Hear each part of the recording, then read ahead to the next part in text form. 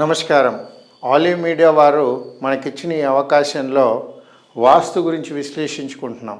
ప్రప్రథమంగా అందరికీ ఆంగ్ల నూతన సంవత్సర శుభాకాంక్షలు. ఈ సంవత్సరం అందరూ కూడా మంచి మంచి గృహాలు, మంచి మంచి విద్యా సంస్థలు, మంచి మంచి రియల్ ఎస్టేట్ వాళ్ళకి రియల్ ఎస్టేట్గా బిల్డింగ్సు, ప్లస్ దేవాలయాలు కట్టుకునే వాళ్ళకి దేవాలయాలు, అన్ని విధాల అందరికీ సుఖశాంతులతోటి మంచి ఉండాలని మనస్ఫూర్తిగా కోరుకుంటూ మనం ఇప్పుడు వాస్తులోకి వెళ్దాము. నమస్కారం. ఇవాళ మనం వాస్తులో బడి స్కూల్ గురించి ముందు మాట్లాడుకుందాం. స్కూళ్ళల్లో మనం అందరం చూస్తాం క్లాస్ రూమ్సు, ప్లస్ ఆడుకోవడానికి స్థలము, టాయిలెట్సు, ప్లస్ వాళ్ళు నీళ్లు తాగడానికి, ప్లస్ అంటే ఇవన్నీ కూడా స్కూల్లో ఏ ఏ ప్రాంతంలో ఏవేవి ఉంటే బాగుంటాయో ముందు మనము ఇవాళ విశ్లేషించుకుందామండి. అలాగే ప్రప్రథమంగా స్కూల్ కనుక ఎంట్రన్సు ఈ తూర్పున ఉంటే, ఈ తూర్పు ఎంట్రన్స్ కనుక అయితే మనం చేయవలసింది ఏంటంటే అండి, ఇక్కడ ఈ ఆగ్నేయం, దక్షిణ ఆగ్నేయం మొత్తము కూడా ఈ పార్ట్ అంతా, అంటే దక్షిణం నుంచి ఆగ్నేయం వచ్చేది ఒకటిను, తూర్పు నుంచి ఆగ్నేయం వచ్చేది రెండు ఉంటాయి మనకి. అయితే దక్షిణం నుంచి ఆగ్నేయం వచ్చిన దగ్గర అంతా కూడా టాయిలెట్సు, చేతులు కడుక్కోవడానికి, ఇచ్చేసుకోవడానికి చాలా మటుకు ఉపయోగపడుతుంది. ఏంటి, సౌత్ నుంచి ఆగ్నేయం వెళ్ళే దగ్గర బాత్రూమ్సు, చేతులు కడుక్కోవడానికి కానీ వాళ్ళకి అందరూ వాడుకోవడానికి ఇది చాలా మంచిది. అలాగే తూర్పు నుంచి ఆగ్నేయం అంటే ఈస్ట్ నుంచి దక్షిణం వెళ్ళే ఈ భాగంలో మీరు డైనింగ్ హాల్స్ కానీ పాకశాల కానీ, అంటే ఎందుకు ఇది మాట్లాడుతున్నానంటే పాకశాల డైనింగ్ ఎందుకు మాట్లాడుతున్నాను అంటే, ఇప్పుడు అంతా కూడా రెసిడెన్షియల్ స్కూల్స్, అంటే పిల్లలు అక్కడే ఉండి వాళ్ళకే మధ్యాహ్న భోజన పథకాలన్నీ రకరకాలుగా ఉన్నాయి కాబట్టి ఇది మనకు పాకశాలగా ఏర్పరచుకుంటే చాలా ఉపయోగదాయకం.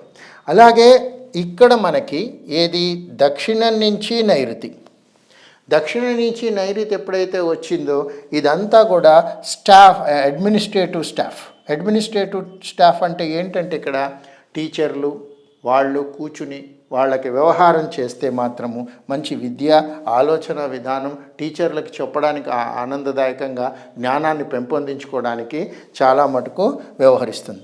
అయితే ఇక్కడంతా కూడా వాళ్ళకి స్టాఫ్ రూము వ్యవహారం ఏర్పరచుకుని వాళ్ళు కూర్చోవడానికి, పుస్తకాలు పెట్టుకోవడానికి, వ్యవహారం చేసుకోవడానికి ఈ మూల చాలా చాలా ఉపయోగపడుతుంది. అలాగే నైరుతి నుంచి పడమర అంటే ఈ ముక్క, ఈ భాగం అయితే తీసుకుంటున్నాం. అంటే పడమర నుంచి దక్షిణం వెళ్ళే నైరుతిలో ప్రిన్సిపాల్ రూము, అంటే ఎవరైతే కంట్రోల్ చేస్తున్నారో ప్రిన్సిపాల్ వాళ్ళ ఇది అంతా కూడా ఈ భాగంలో ఉండడం చాలా చాలా మంచిది.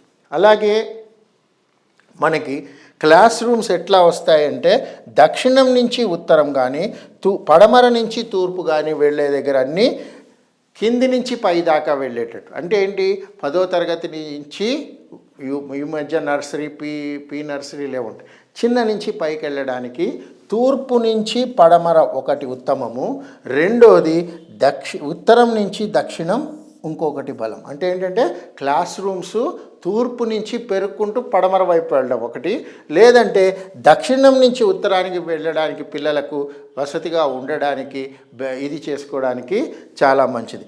అలాగే ఇప్పుడు పడమర పూర్తి సెంటర్ ఆఫ్ ద పడమర ఏదైతే ఉందో అది లైబ్రరీకి చాలా మంచిది. అంటే లైబ్రరీస్ పెట్టుకోవడానికి, వాళ్ళకి పుస్తకాలు పెట్టి పిల్లలు కూర్చొని చదువుకోవడానికి చాలా మంచిది. ఈ వాయువ్యం అంటే ఈశాన్యం నుంచి వాయువ్యం, అంటే బిల్డింగ్ అయిపోయిన తర్వాత ఎక్స్టెండ్ పార్ట్ ఆఫ్ ద వాయువ్యం నుంచి, ఈశాన్యం నుంచి వాయువు అంటే తూర్పు నుంచి పడమర వచ్చే దిశలో ఇక్కడ ప్లే గ్రౌండు, ఆడుకోవడానికి, వ్యవహారం చేయడానికి చాలా మంచిది. అలాగే ఉత్తర వాయువ్యము, పడమర వాయువ్యం వస్తుంది. అంటే ఇక్కడ పడమర నుంచి వెస్ట్ టు వాయువ్యం వచ్చేది, ఉత్తరం నుంచి వాయువ్యం వెళ్ళే దగ్గర ఇక్కడ వీళ్ళంతా కూడా ల్యాబొరేటరీస్ పెట్టుకోవచ్చు. పరిశోధనా కేంద్రం అంటే ల్యాబొరేటరీసు, వాళ్ళకి కావాల్సిన ఎక్స్పెరిమెంట్సు ఇవన్నీ చేసుకోవడానికి చాలా ఉపయోగం.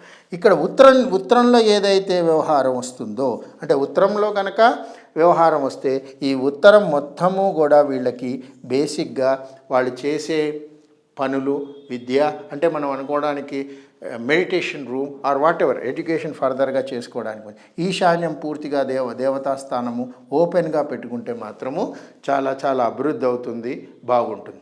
అలాగే ఇక్కడ ఏవైతే వ్యవహారం వీళ్ళు చేయాలనుకుంటున్నారో ప్రతిదీ కూడా కింది నుంచి పైకి, పైనుంచి కింది దాకా క్రమంలో కనుక పెట్టుకుంటే ఆ స్కూల్ చాలా అభివృద్ధిదాయకంగా ఉంటుంది, ముందుకెళ్ళడానికి బాగుంటుంది, అన్ని విధాల అభివృద్ధి అవుతారు, వీళ్ళకి చాలా చాలా మటుకు మేలుగా జరుగుతుందని కోరుతూ నమస్కారం.